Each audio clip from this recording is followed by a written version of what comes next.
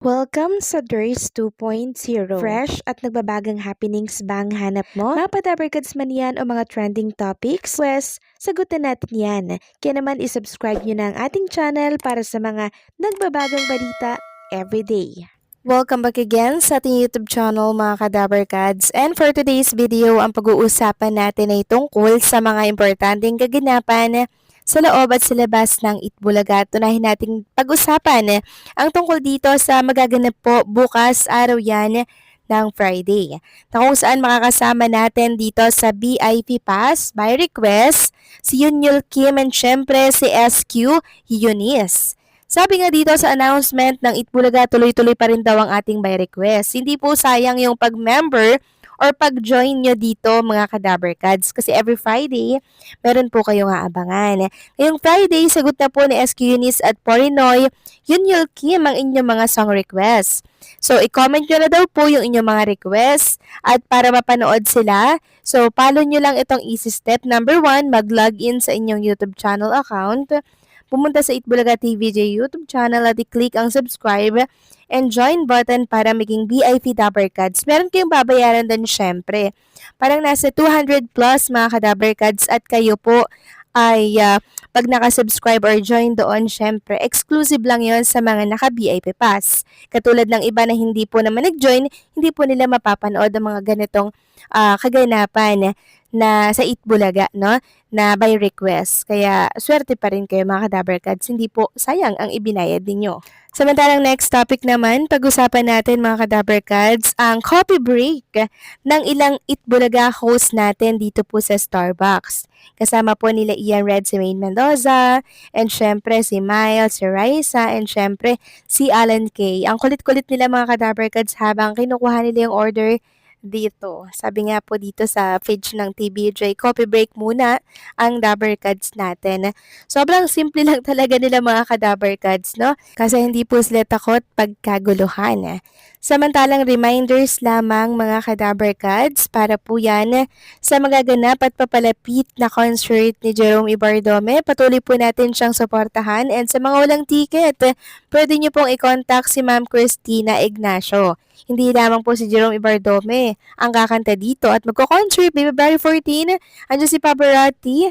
Syempre, andyan din ang clone po ni Jose Marichan, si Jezara, and syempre si Franz Pincoy. So sila po makakasama natin by February 14. Kaya sa mga walang ticket, pwede nyo pong i-contact si Ma'am Christina Ignacio.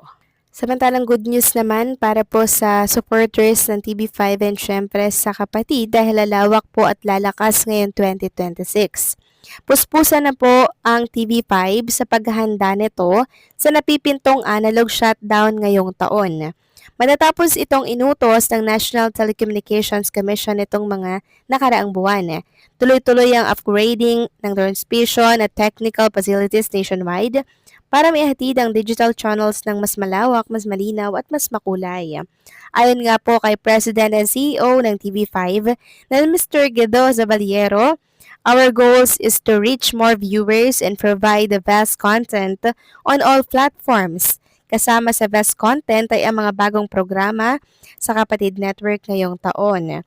Dagdag pa po ni Mr. Guido Zabaliero, because of this continuing enhancements, more families will be able to enjoy the premium viewing experience that we offer on TV5. Samantalang inaasahan namang mas gaganda pa ang signal reach ng mga existing TV5 digital stations at magtatayo pa ito ng mga karagdagang towers at transmission facilities nationwide para maabot po ang 90% na target bago po matapos ang taong 2026. So yung mga lugar na dating hindi po naabot at nararating ng TV5 ay masasagap na rin daw finally ang fastest growing network. Dahil sa TV5 palaki po ng palaki ang coverage, palakas ng palakas ang signal, paganda na paganda ang mga programa at padami ng padami ang mga artists and talents nito. And syempre, parami din po ng parami ng sponsors at syempre advertiser, 'di ba? Na siyang nakakatulong sa mga programa po ng TV5. Ganon din syempre sa programa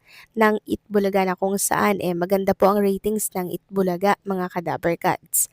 Samantalang next topic tayo, pag-usapan natin mga Kadaber Cats ang tungkol nga po dito sa pinagkakaguluhan ngayon na chismis mula po yan sa YouTube channel ng Ting Tok T, 'di ba?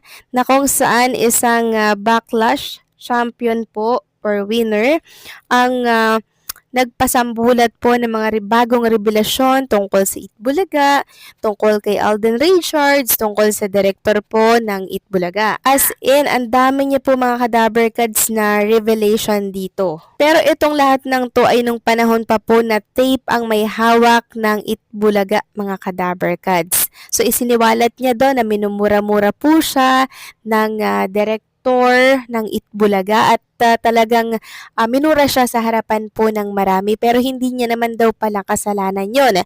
Kundi ang may kasalanan yung isang staff dahil yun daw ang in-order sa kanila. Pero si Echo po ang minura-mura.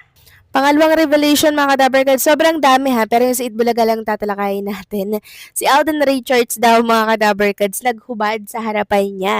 Tapos, kitang-kita daw yung, di ba yung katawan, pink na nipple, ganyan, then yung katawan sobrang puti.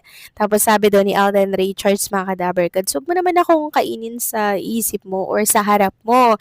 Then may nireveal siya about Alden Richards mga Kadaber Cats na si Alden daw, di ba sikat siya, sikat si Alden Richards, parang hindi accurate yung ugali ni Alden sa kasikatan niya kasi si Alden sobrang down to earth mga Kadaber Cats, sobrang bait, wala kayong masasabi as in. Tapos one time, sinama daw siya sa Dubai ng Itbulaga. Tapos parang may isang doon, staff ata yun ng Itbulaga na pinapaalis siya doon sa parang dressing room kasi hindi daw doon kabilang itong si Backlash Echo.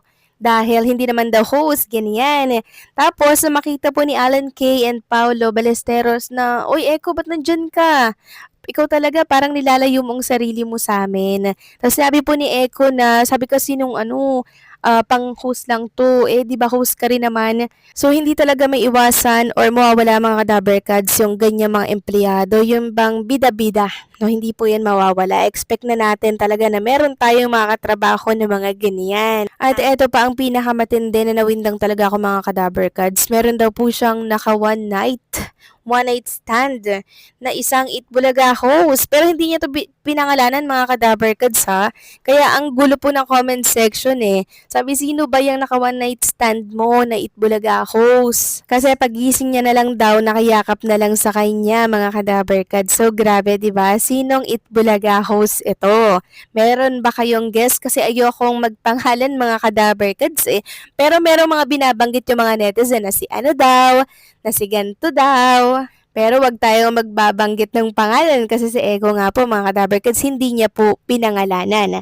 Yung mga comment na yan, hula-hula lang yan, pero sa totoo mga Kadaber Cats, hindi natin alam, hindi po ba? Pero kung sino man yan or kung totoo man yung sinasabi ni Echo, well, kwento niya yan mga Kadaber Cats, di natin kasi alam kung ano ba talaga yung totoong nangyari. Meron kasi ibang mga nagsasabi na gusto lang kasing magpaingay ng pangalan, kaya ganyan. Alam mo mga Kadaber Cats, ganyan naman dito sa showbiz industry Talagang gagawa ka ng ingay para maging popular ka at hindi ka mawala sa isip ng tao. So, i-take na lang natin ito na parang nagpapaingay lang siya ng pangalan para pag-usapan. Kasi ganito naman talagang laro sa showbiz industry, mga Kadaber Cats.